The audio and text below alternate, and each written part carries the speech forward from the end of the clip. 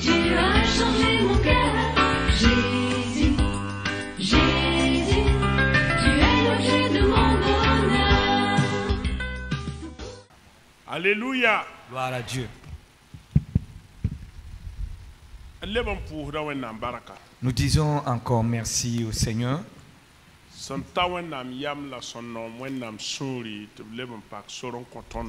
Il a plu au Seigneur d'ouvrir une fois de plus, c'est une porte pour nous pour venir dans sa maison. Et tout pouvoir lui appartient. Et il est au contrôle de toutes choses. Un peu seulement. Un peu seulement. Voilà. Ibaraka. Merci. Alléluia. Gloire à Dieu. La Bible a toute autorité. La Bible, c'est la parole de Dieu et n'est pas la parole d'un homme.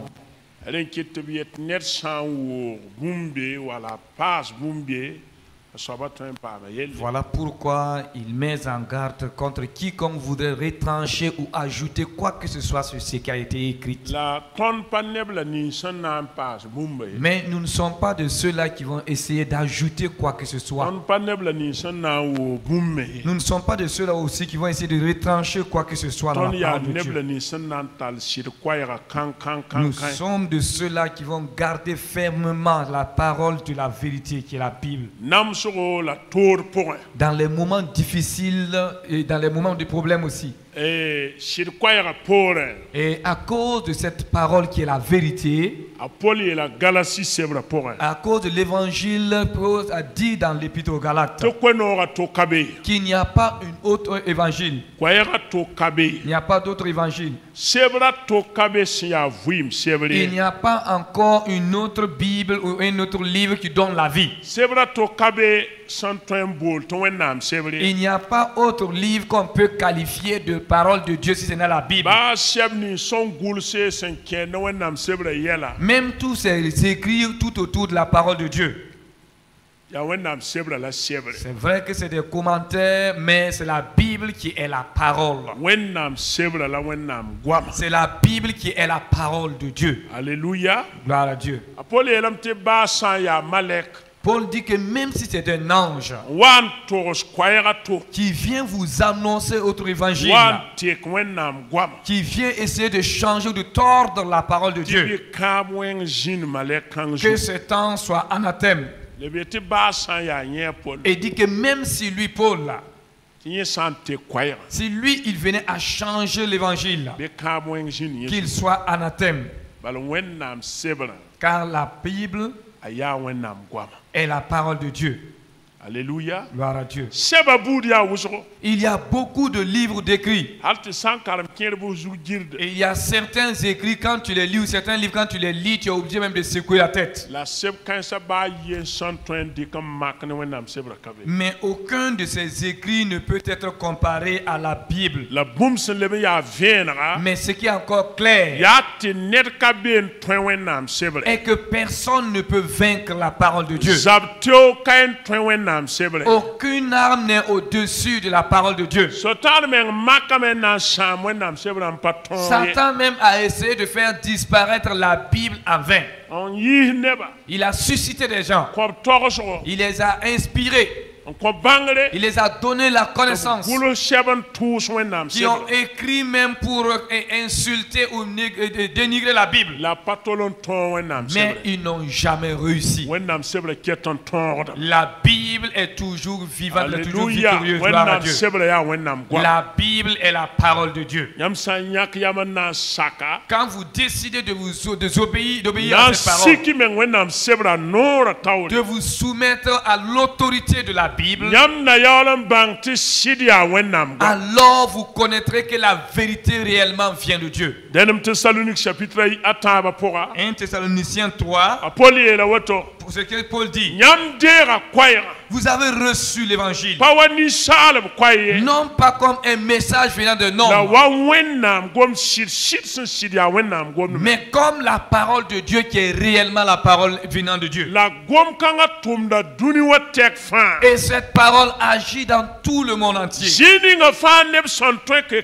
Partout où il y a des êtres humains, la parole de Dieu les a donné le pouvoir de devenir de nouvelles créatures. Des hommes ou des femmes qui sont nés de nouveau. Quand vous lisez les autres religions, leurs livres, il n'y a pas cette religion qui parle de la nouvelle naissance. Dites-moi si vous en avez déjà entendu parler.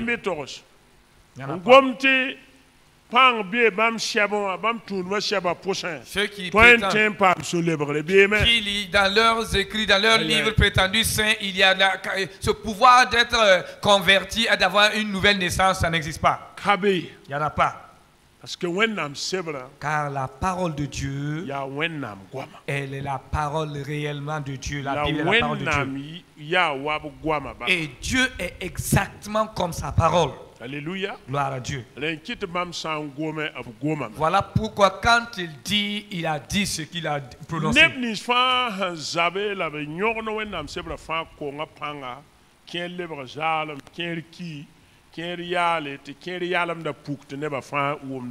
Tous ceux-là qui ont essayé de combattre la Bible, d'autres ont été réduits à néant, d'autres même sont devenus des insensés, d'autres même sont carrément morts, d'autres ont disparu, on n'entend même plus parler d'eux. Alléluia. Gloire à Dieu. Alléluia. Amen. Alléluia. Gloire à Dieu. Nous sommes dans une génération où nous entendons plusieurs élever la voix. Ils élèvent la voix, refusant de se soumettre totalement à la Bible.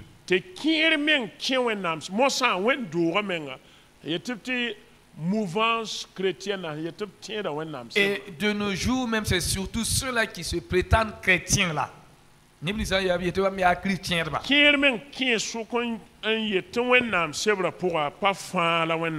Et certains même osent dire que dans la Bible, ce n'est pas tout qui est la parole de Dieu.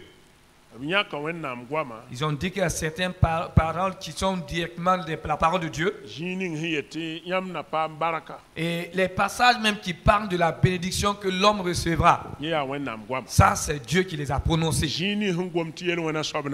Là où on dit que le pécheur mourra, s'il n'abandonne pas, il ne quitte pas sa vie pécheresse, il ira en enfer. Ils disent non, Jésus est mort sur la croix. Et ce sont ceux-là qui sont appelés les universalistes. La doctrine de l'universalisme. Il y a et universalisme. Et ils disent que si un homme, un être humain va en enfer, alors eux, ils risquent même de condamner Dieu. Parce que eux, ils disent que c'est Dieu lui-même qui a déclaré qu'il aime l'humanité. Et Jean 3,16, il a envoyé Jésus mourir pour le monde entier. Alors comment encore certaines personnes iront en enfer? Certains aussi, c'est leur entendement, c'est leur compréhension de la chose. Tout cela, c'est des gens qui essaient de réduire la parole de Dieu pour pouvoir vivre comme ils veulent. Et cette même Bible qui dit que Dieu a tant aimé le monde là. Et cette même Bible dit que mais ceux qui croiront. Mais si quelqu'un qui ne croit pas quand même, c'est Dieu lui-même qui va descendre te forcer à croire. Et tu es forcé de croire si tu veux être la foi même qui amène le salut, qui nous sauve. Et c'est un autre groupe de personnes, et certains même disent que la Bible n'est pas la parole de Dieu. Que c'est des hommes qui ont écrit juste pour essayer d'envoyer la paix entre les hommes dans ce monde. C'est des gens qui prétendent que Dieu n'existe pas. Les athées. Il y a le mot athée signifie aucun Dieu. Et nimba mayeta me wen katolon beye. Le mot athée, athée. Tala gombil heti athée. Quand dit quelqu'un est athée, Avant eti ned ya boto. il admet qu'il n'y a point de Dieu. Ya ned sen yeti wenam ka beye. Si Dieu n'existe pas, La wenam han ka be. pourquoi nous dire que la Bible Buying ma tbeti wenam sebra. est sa parole? Ya Bible ya wenam gwama. Il y a un auteur Et chrétien qui a dit gulsda yehen ya chrétien den yel ya. il faut beaucoup de foi Ren lam tiam tal tien busro. pour croire que Dieu n'existe pas. Na yilen tiete wenam ka be lam begen ya den C'est-à-dire tien qu'il a pris les athées à contre-pied. Il faut beaucoup de foi. Ndate yele Abraham Pour ninga croire yete qu'il wenam n'existe pas. kay wala lebran gaden lu un lubam goma pour En fa. d'autres termes, Ndate yele kwe revendiquer qu'il n'y a aucun Dieu Yam sa o yike wen nente wenam ka be ya. revient à confirmer haut et fort que Dieu existe. Alebo yo yam yike menga en tiki nugun kelem ne panga fa yete wenam sidbe me. Alléluia. Barkwenda. C'est-à-dire, l'autorité de la Bible est incontestable. Sondate yele wenam sebra nora kanet tolon twen kisye. Personne ne peut ramer à contre-courant contre la Bible. Ner ka be en tolon twen kene ta kene latin ton wenam gomda ye. Quel que soit ce que les gens vont faire, Ba ne ba man bum ninga ils fa. vont toujours confirmer que la Bible est la parole de Obi Dieu. yel malama fa gili hana pukti wenam gomda Syria. Bible la Syria wenam gomde. Sur le Yemra, L'autre groupe bam nengawa, eux bam tolon dire wenam sebra Jean wa wenam wama. ils reconnaissent toute la Bible comme la parole La de ton Dieu. assemblée de Dieu bien choukbeen. Et nous, les assemblées de Dieu, nous faisons partie Ton de cela. tie da mette gulso somya Jean ya wenam konton. Nous croyons que toute l'écriture est inspirée de Dieu La be baraka et elle est utile te zama neda, pour instruire te sagal neda, et conseiller te leng neda, et répandre te wilig neda. et montrer à l'homme Sanke net tirlem yelle. et sur tout ce qui enseigne la justice Te wenam neda. pour que l'homme de Dieu, Net santin wenam. celui-là qui croit en Net Dieu, siyeta mi wenam. celui-là qui dit qu'il connaît Dieu, Ya yi net san siagalagan sa. que Pour some bout cette femme. personne soit prête à accomplir pour toutes bonnes œuvres. Alléluia. Amen. Ton ya yunga. Nous avons vu hier nuit Wenam sira kien. Nebni san dies wenam guama. Nangom net. le Saint-Esprit a inspiré ces auteurs qui ont écrit la Bible. Tabriki yum tuhuri la Et kobe show. c'est pendant 1600 ans. Nerba ye. Aucun On d'eux. pas vuim netaba. Ils n'ont pas vécu ensemble au même moment. Sampa onore herba wakat lampami. Si ce n'est peut-être autant des prophètes. Amoyi hine Jérémie wala Esaïe soka. Entre Moïse, Il y a eu un Jérémie et Esaïe. Selon vous, il y a à peu près So combien ya d'années? yuma wana bebe. Il y a eu à peu près combien d'années? Yum muso yida yum tuhuru. Plus de 1000 ans. Yida yum tuhuru. Plus de 1000 ans. La yam sam pour wenam sebra singran te ta wiligri. Mais quand vous suivez attentivement la Bible depuis la Genèse jusqu'à l'Apocalypse, Yam mik dam to wenam sebra gomda ko zuyeng. vous verrez que la Bible est axée sur un seul thème. Gon ba yesen ki hida to kabe. Et aucune parole dans la Bible ne contredit l'autre. Ki ta kabe. Il n'y a pas de contradiction dans la Ya Bible. nyelap som bon te wenam sebra nyete moi l'exactitude À cause de la ça, Bible. obietam te wenam gomda wenam sebra J'aime akene sa zanga. yezem sa zanga zem hazang zanga pour L'exactitude et l'authenticité wenam de la sebra Bible. azem sa zanga la siri ya wotume Alléluia. barkwenda Aucune déformation. golong baye kabe pour Aucune déformation. opatolo wenam bumba De la Genèse à l'Apocalypse, hal singlen ton ta wiligri il est question de la rédemption de l'homme. bene agomda nisal fara yelle Il est question du mécanisme que Dieu a mis sur place be agomda no kenne ninga wenna menga sen vigilgi pour sauver l'humanité. la no kenne ko wala tum ko ngeni sal ba De la fara Genèse à l'Apocalypse, la singlen ton ta wiligri elle met en exergue l'œuvre de Christ, apukuda Christum da sanai le salut de l'humanité. ni sal ba bud fa fara C'est pourquoi l'Ancien Testament yari ki te kap kudra est considéré comme la préparation du salut. ab gelar da me ti ayi ser ni sal ba fara La préparation du salut. Dieu a pris l'Ancien Testament pour préparer la venue du Sauveur. Depuis Genèse chapitre 1 jusqu'au chapitre 2, toute la création était parfaite. Il n'y avait pas de péché. À partir du chapitre 3, à partir du verset 6 du chapitre 3, et en continuant vers la suite, le péché est entré dans l'humanité. Et la mort est venue. Et la mort a deux facettes. Il y a cette mort spirituelle et la mort physique. Et selon Dieu, la véritable mort, c'est la mort spirituelle, qui est la séparation d'avec Dieu. Quelqu'un qui ne cherche plus Dieu ou qui n'entend plus parler de Dieu. Quelqu'un qui n'entend même plus parler de Dieu. C'est vrai, cet homme vit et respire. Cet homme mange et il boit. Et il a sa pensée. Mais dans le domaine spirituel, cet homme ne comprend absolument rien. Cet homme est mort. C'est le péché même qui conduit à cette mort. Et ce qui révèle l'autorité de la Bible, Dieu a parlé à Adam disant, le jour même que tu mangeras le fruit de cet arbre, tu mourras. Et l'autre s'est approché. Et il a commencé à dire, Dieu a-t-il réellement dit, pour l'amener à douter de la parole de Dieu?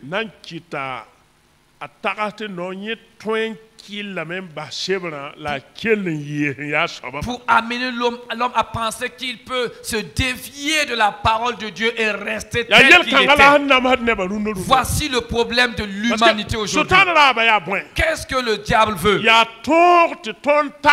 Sa volonté, c'est de nous amener à penser que la Bible n'est pas l'exactitude et n'est pas totalement vraie. Et c'est vrai que la Bible révèle des bonnes paroles, mais elle n'est pas la vérité totale. Elle ne nous est pas utile. C'est ce que le diable est en train de lutter pour, de créer en nous le doute. Et Adam qui a désobéi, est-il mort, oui ou non? La Bible, la parole de Dieu a l'autorité. Il est mort. Il ne savait plus qui était Dieu, comment était Dieu. Il était rempli de peur et ne pouvait plus rester dans la présence de Dieu. Il a fui le jardin d'Éden. Et comme il a quitté la présence de Dieu, où est-il allé? Il est parti se cacher. Adam est allé se cacher dans les buissons. Et les descendants d'Adam, jusqu'à nous aujourd'hui, combien parmi nous sont allés se cacher? Certains se sont cachés dans nos coutumes, dans les traditions. Certains se sont cachés et se sont réfugiés dans leurs idoles. D'autres pensent trouver refuge dans leur vie et dans leur connaissance. Certains se sont cachés dans la philosophie ou dans d'autres pensées inutiles. Ce n'est même pas possible. Il faut que tu viennes. Donc, et Dieu a vu qu'il faut que lui-même il planifie le salut de l'homme. Et Dieu a commencé à planifier. Et Dieu a prêché en avance. Et Dieu a annoncé la bonne nouvelle. Dans Genèse 3 au verset 15. La toute première prophétie. La toute première prophétie qui parle annonçant la venue de Jésus-Christ et qu'il va mourir sur la croix et il va vaincre Satan. Quand vous lisez ce passage, il dit Je mettais une inimitié entre toi et les descendants de la postérité de la dame. Entre toi et je mettais une inimitié entre toi et la postérité de la femme.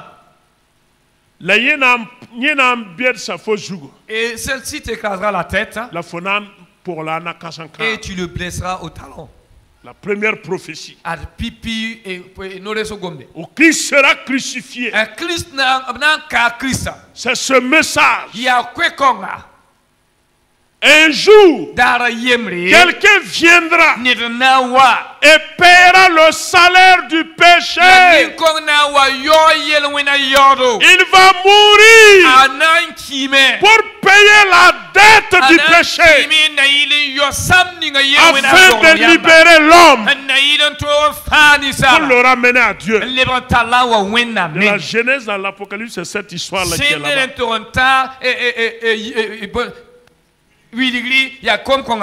C'est à partir de là que Dieu a commencé avec Noé. J'ai dit avec Noé, avec Adam. Lorsqu'il a offert le premier sacrifice, Dieu fut le premier à déposer les fonctions de sacrificateur en offrant un animal pur et sans défaut, qui n'avait point péché, afin que sa peau service de couverture à la nudité d'Adam. C'est pourquoi j'ai défini le péché comme étant une honte. Une honte. Et le mot honte pour les francophones. Prenez la lettre H. Je vais aller après, vous allez traduire à Moré. Prenez la lettre H. Humiliation. La lettre O. Officiel. La lettre N. Notoire. La lettre T. Toute. Comme l'adjectif cardinal tout. Et le E, exposé. Humiliation officielle, notoire, tout exposé.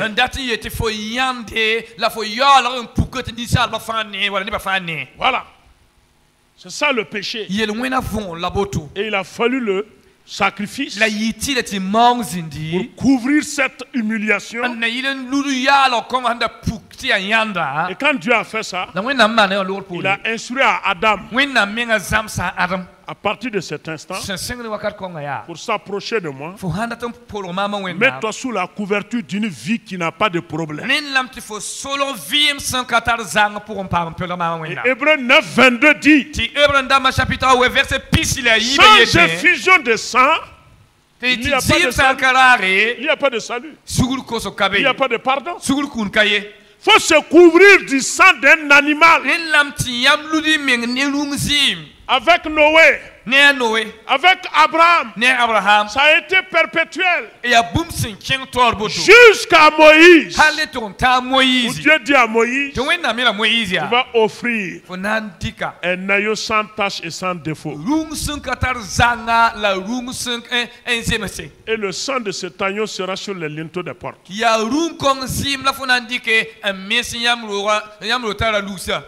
le type du sang de Jésus-Christ. C'est le type du sang de Christ. Ainsi que dans le livre de Lévitique, typiquement le sacrifice. Quand vous lisez le Lévitique, vous avez des problèmes pour le lire, mais il faut le lire. Il faut le lire. On n'aura pas assez de temps quand nous allons étudier le seul livre du Lévitique Ça va nous prendre peut-être 2 à 3 mois. 2 à 3 mois. Les moindres détails ne sont pas. Il n'y a même pas un détail qu'il faut négliger. C'est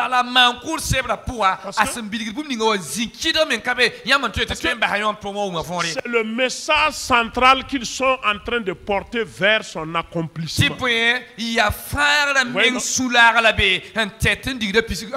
C'est ça l'exactitude de la Bible. Et Dieu a veillé. Dieu a veillé pour qu'on n'ajoute rien, pour qu'on ne mette pas quelque chose qui portera atteinte à la manifestation de la réalité dans le Nouveau Testament.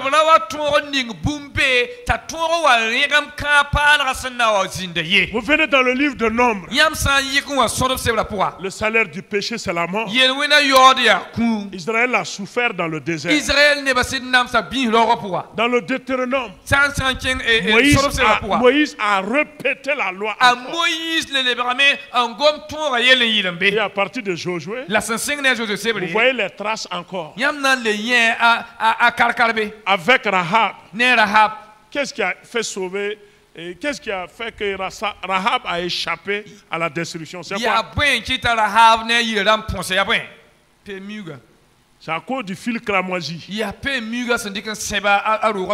qui est le type du sang de Jésus-Christ. C'est ça. Et l'Ancien Testament est spécialisé dans les types de Jésus-Christ. Et quand on parle de type, quand on parle de type, ce sont les différentes photographies en langage moderne de notre Seigneur Jésus-Christ prises sous divers angles dans l'Ancien Testament. C'est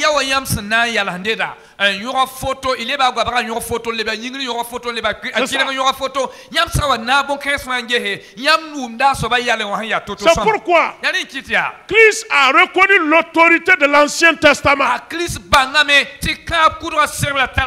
Et il a vécu conformément à l'Ancien Testament. Il a soumis sa vie à l'autorité de l'Ancien Testament. Il a vécu comme un vrai juif, obéissant à la loi de Moïse. Et il a dit aux Juifs, ce n'est pas moi qui vais vous condamner, mais c'est Moïse. Et quand il dit Moïse, ce n'est pas la personne Moïse. Il parle de la loi, parce que Moïse a parlé de moi. Jésus dit que Moïse a parlé de lui. Et c'est vrai. Et dans le Deutéronome, ça doit être dans le chapitre 18, où Moïse a dit, l'Éternel le Dieu suscitera un parmi vous comme moi. Il l'élèvera, et quiconque ne l'écoutera pas sera mis à mort. Sera mis à mort. Et nos amis qui n'ont rien compris, et ils ont pris ça, ils ont dit qu'on est en train de parler de leur monsieur. On n'a même pas le temps de parler de ces gens, là même.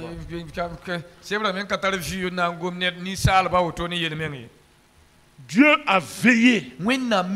Et c'est ce message. C'est ce message. C'est ce message qui a été tenu jusque dans la vie des rois. De Samuel.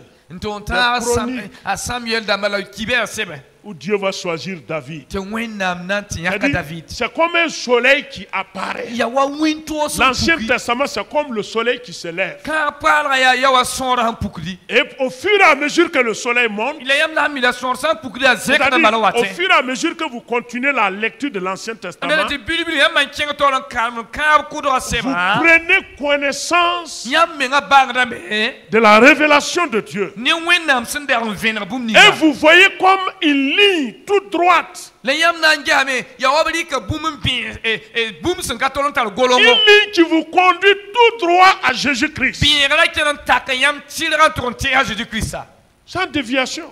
Quand il arrivait au temps de David, Dieu a choisi de révéler de quelle tribu il viendrait.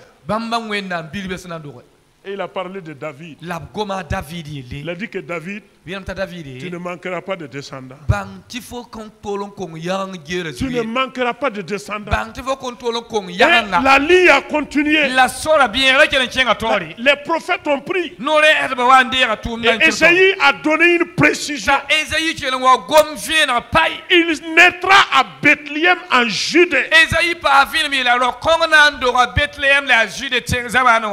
C'est de là-bas qu'il sortira. Et Michel va dire que son origine là, son origine remonte depuis l'éternité.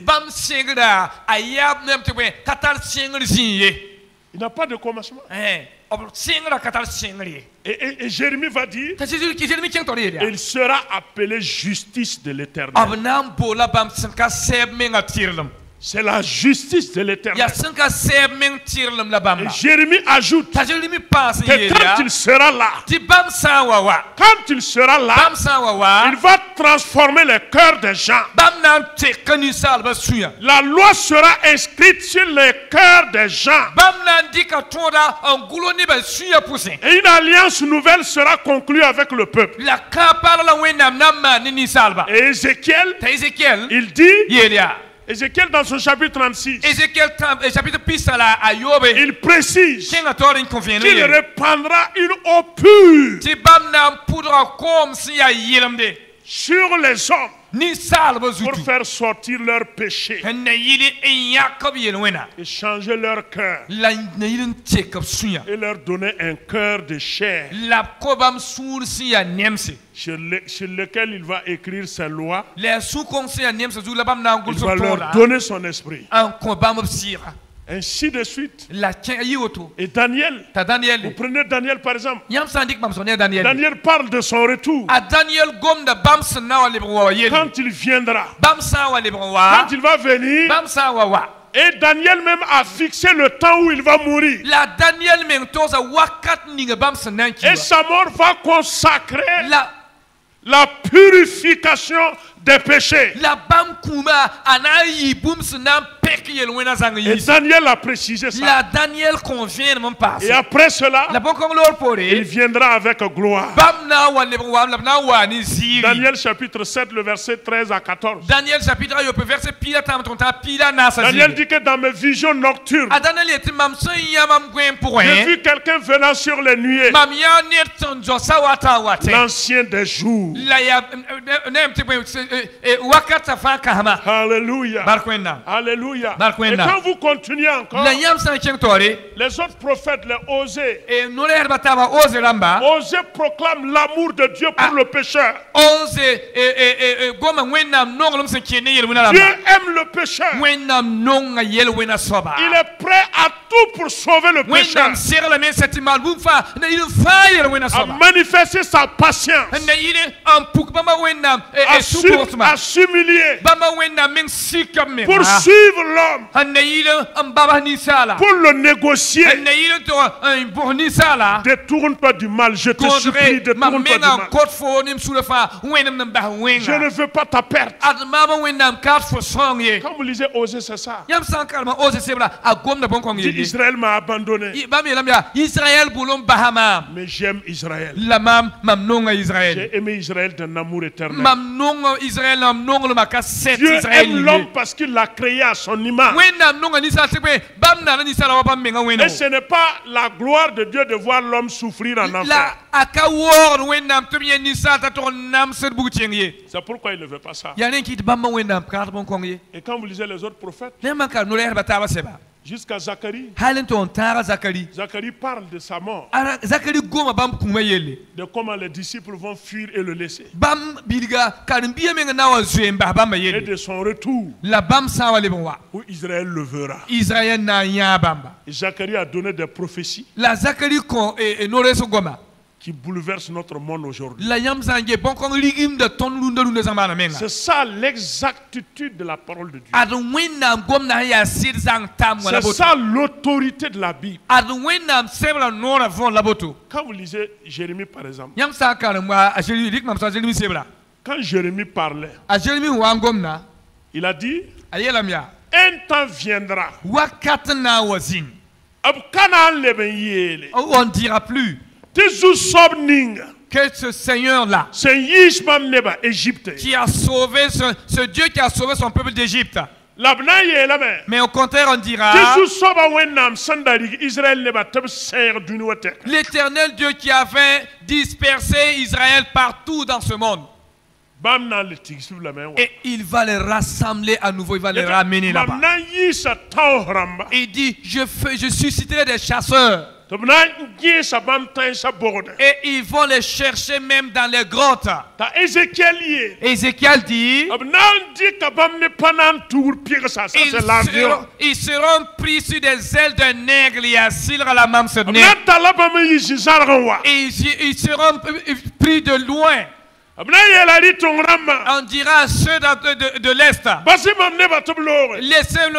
de l'Ouest, laissez mon peuple revenir. Et on dira à ceux du Nord, laissez mon peuple revenir. Ne les empêchez pas. Et quand je dis quoi? Les intellectuels avaient lu cela. Les philosophes avaient lu cela. Ils ont dit non. Ah, ce Dieu là vraiment, hein? Et quand c'est là qui prétendent que Dieu existe là même, c'est des gens qui sont malades mentales, des malades mentales. Une nation qui a disparu pendant plus de 1800 ans. Comment cette nation peut-elle exister encore? Non. Israël même n'existait plus. Non. Mais comme c'est la parole de Dieu, c'est la Bible même qui a dit. Il n'y a pas cet homme dans ce monde qui voudrait empêcher cela. Toi, tu es qui? D'où viens-tu? Personne. Ils ont dit non, non, ça ne se ferait pas. Et chacun était en train d'observer ce qui allait se passer. Le 15 mai 1948. Et même tu as pile nous 1948 à Youmde. Israël est-il né ou pas? La nation Israël est-elle née ou pas? Israël est né. Israël est devenu une nation sous la conduite de David Ben Gurion.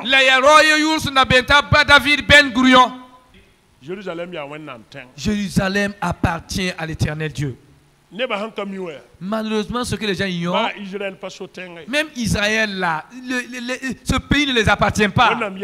Dieu les a dit, ce pays m'appartient, cette terre m'appartient. Vous êtes des étrangers voyageurs dans mon pays. Même ceux-là qui sont assis avec leurs grosses cravates sur des fauteuils disant que ce sont eux qui dominent le monde là. Ils n'ont qu'à signer ce décret. La personne n'a qu'à oser puis signer. Pasteur Jean Agué. Et un pasteur Jean Agué. Il y a Texas et qui est du Texas aux États-Unis. Il a été un de nos professeurs à la faculté. Pasteur Kanga Kenda, il marche avec une garde rapprochée. Et pasteur Kanga Kenda Nebunguda. Tarasodas. Et Tarasoda Anguda. Quand cet homme venait à notre faculté pour dispenser ses cours, et la veille même de ces cours-là, la garde nationale vient même sécuriser le lieu. Pourquoi? Il est très radical. Il a adressé un message à l'ONU. Il a dit à l'ONU. Il a même écrit un livre. Jerusalem cut down, a warning for the world. Voyez non? Jérusalem Puibo. Diviser ou essayer de partager Jérusalem. Un avertissement pour le monde. A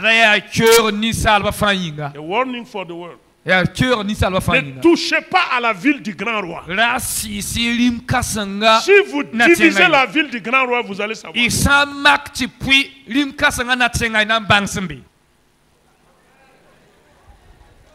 On ne défie pas la Bible. Moi, je prends la Bible au mot. Et je crois à l'autorité de la Bible. Je n'éprouve aucune peur ni aucune crainte. Parce que la Bible est la vérité. Une fois que vous connaissez la parole de Dieu, vous êtes affranchis. On ne désobéit pas à la Bible pour chercher la paix. On obéit à la Bible. Même s'il y a une opposition, l'opposition va tomber. Parce que personne ne peut résister à l'autorité de Dieu. Ne jouons pas. Les ennemis de la Bible savent qu'ils ne peuvent rien contre la Bible. Mais pourquoi le peuple de Dieu qui voit l'exactitude des Écritures et qui voit la fidélité de la Bible, et nous doutons toujours de cette autorité et notre vie n'est même pas forte. Pourquoi? On laisse les comédiens là nous flatter avec leurs écrits qui font rire. Et on dit que non, c'est ça il faut. Que chacun garde jalousement sa Bible. On ne défie pas. C'est pourquoi dans la vie de Jésus, Jésus a respecté et il s'est soumis à l'autorité de l'Ancien Testament. Il faisait toujours référence aux écrits de Moïse. Lisez Luc 24. Je vais demander à un de lire Luc 24. Luc 24.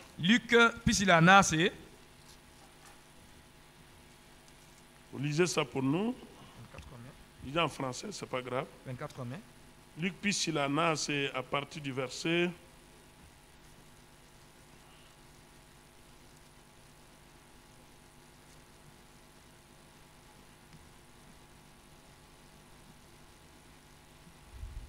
Voilà. Verset 44.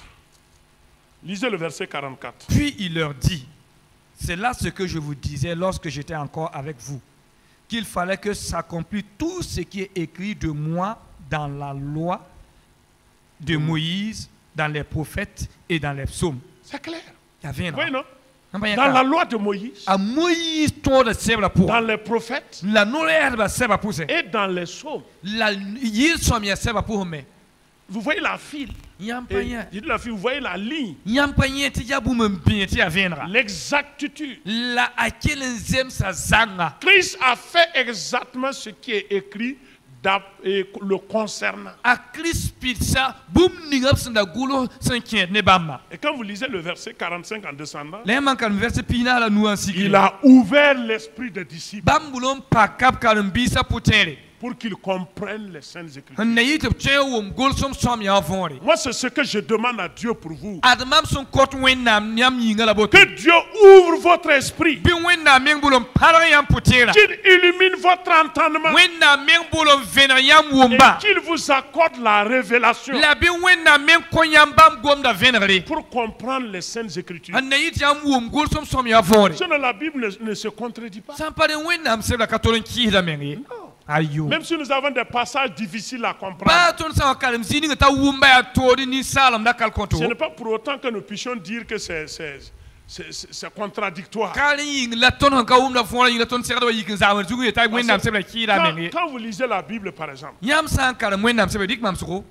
il faut voir les différents styles des langages qui sont employés dans la Bible.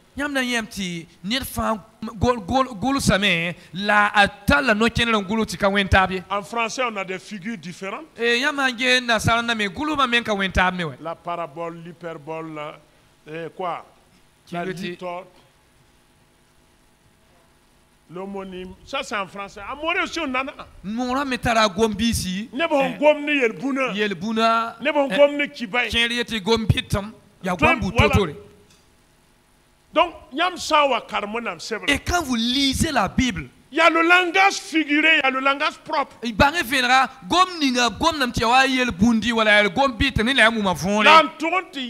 Mais surtout par-dessus tout, la Bible est d'abord spirituelle. Il faut que d'abord nous soyons dans un spirituel. Paul disait dans 1 Corinthiens au chapitre 2, si quelqu'un n'est pas né de nouveau, il ne peut pas recevoir les choses de l'esprit. Mais si nous essayons d'expliquer la Bible et selon notre intellectuel, bon, on peut peut-être adoucir la chose.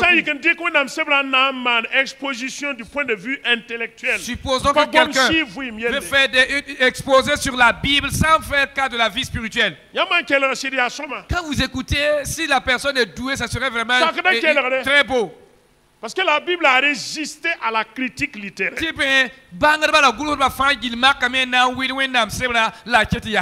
Bible a résisté. C'est la preuve qu'elle est la parole de Dieu.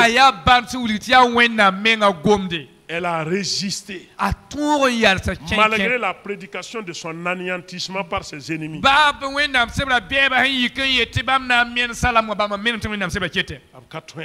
Personne ne moignait la Bible. Que le Seigneur nous aide. Et c'est cette même Bible qui déclare encore que dans les derniers temps, il y aura beaucoup de choses. C'est cette même Bible qui nous instruit clairement sur la vie, la mort et même du paradis.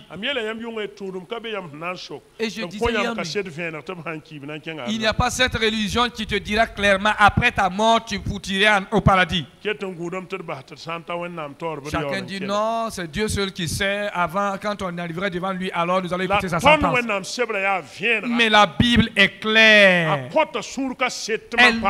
Elle nous convainc même de notre salut.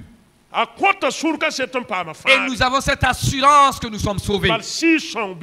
Car le Saint-Esprit est en nous. Et le Saint-Esprit nous conduit dans toute la vérité. Frères et sœurs, soumettons-nous à la Bible. Et laissons la Bible nous conduire, nous diriger. Laissons la Bible nous transformer, nous briser. Laissons la Bible nous façonner, nous corriger. Et n'essayons pas de contredire la Bible. Bon, ici, là, dans le niveau où nous vivons, et alors les gens sont devenus des intellectuels, alors il va falloir diminuer certaines choses, sinon certains ne viendront plus à l'église. Vous pensez-vous que vous êtes plus intelligent que Dieu? Il dit dans Hébreux 13:8 qu'il est le Dieu qui ne change pas, il est le même hier, aujourd'hui, éternellement. Vrai ou faux? Il ne change pas. Et je peux même dire qu'aujourd'hui, nous n'avons pas assez de connaissances intellectuelles comme ceux dans les temps passés. Dans l'ancien temps. Je peux même dire qu'actuellement, nous n'avons même pas d'intellectuels. Regardez au temps du roi Ézéchiel. Ils ont pris des pierres. Ah, ok, ils ont créé des canaux. Et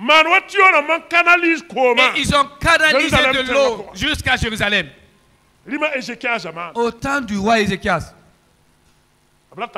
les hommes étaient très doués, ils étaient très intelligents.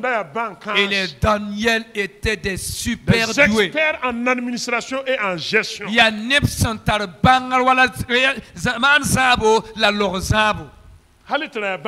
Et c'était véritablement des surdoués en son temps. C'est Dieu qui donne l'intelligence.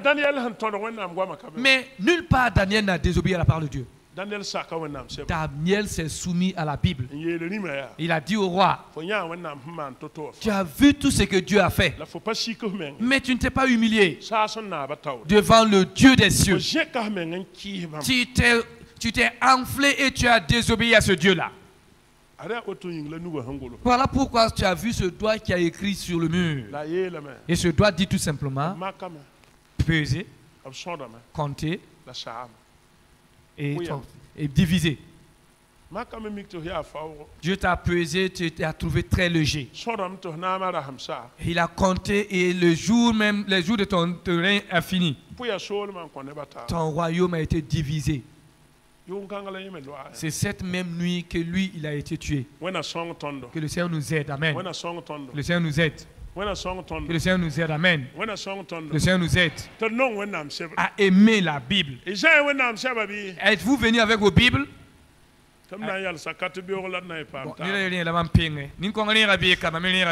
Alléluia. Amen. Alléluia. Gloire à Dieu. Et je suis très content de vous. Même si des gens essaient de vous mépriser, efforcez-vous de lire la Bible. Moi, à tout moment, je marche avec ma Bible partout où je vais. Certains même me qualifieront de fanatique. C'est pas grave. Moi, je ne joue pas avec ma Bible. Si vous y regardez la plupart de mes Bibles, quand je paye une nouvelle Bible, en un temps de mouvement, cette Bible est fanée. Parce que je la feuillette et je la lis beaucoup. Et je lis cette parole entre en moi. Et j'ai la Bible même en audio. Et je l'écoute même souvent étant couché. Je m'endors et cette Bible continue d'être lue. Et pendant que je dors, j'écoute la Bible qui est lue. À mon réveil, j'écoute toujours la Bible et même si je me lève et que je me le couche encore, je l'écoute toujours. Nous devons avoir la parole de Dieu en nous. Et c'est en elle qui se trouve la vie. Et je crois à cette parole de tout mon cœur. Frères et sœurs, obéissons à cette parole et nous verrons. Vous verrez ce que Dieu fera. Dieu va corriger vos faiblesses et vous serez droit. Certaines maladies même vont vous quitter par la puissance de la parole de Dieu. Et vous serez vous aurez de la vigueur. Et à la gloire du Seigneur. Amen. Car elle est dit que la parole de Dieu est vivante. Et elle procure, donne la vie. Et quiconque désobéit et rejette cette parole, alors ça tire valeur. Cette personne risque de tirer. Je m'arrête ici. Et demain, Dieu voulant, nous allons conclure.